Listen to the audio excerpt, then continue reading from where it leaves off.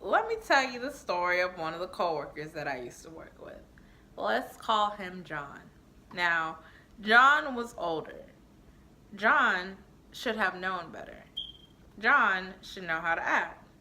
Now, I had the joy of working with him for about a month and a half, and it seemed like every day he just got worse, kind of like a slide.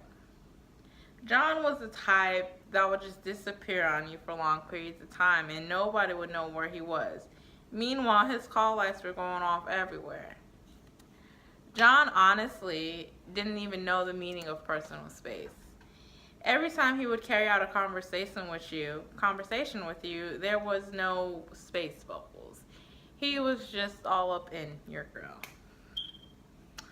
Honestly, when he walked, it's like he was just taking a nice little stroll in Disney World. No matter what the situation was, he always had the same walk. Even in the middle of a rush, do you think John would up his step? Nope, not once. Not one single worker liked working with John. Every time they would see his name on the schedule, tears or words would be shed. Almost every day, in one work shift, we would have to call him at least once. John is a toxic worker. Now that you know a little bit about a toxic worker, let's talk about how to work with them or tolerate them. Some tips that I found from the Monster site was that first, just know that it's business, not personal. Basically, what this means is that when you come across a toxic coworker, some people think it's them, which I really don't know why you would even think that in the first place. But it's something with that other person that they have to work with themselves.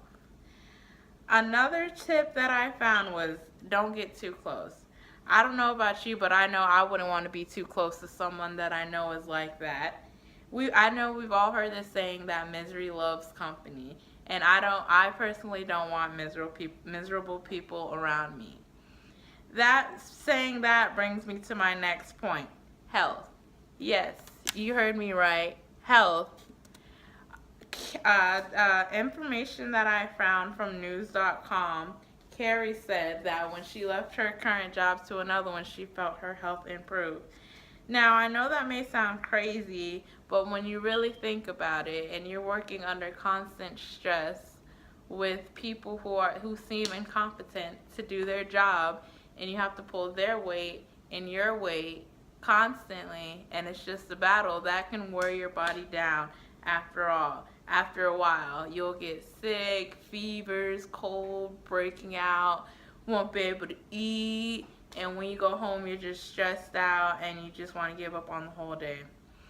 When you're dealing with a toxic coworker, especially in a team group, if they don't do their part, that's just going to sink the whole ship and it won't flow smoothly. In conclusion, don't be a John. Nobody likes working with Johns. Don't be a John, okay?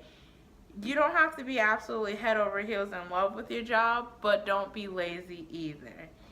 If you need help coping with a toxic coworker, just make sure you always remember that it is business, nothing personal.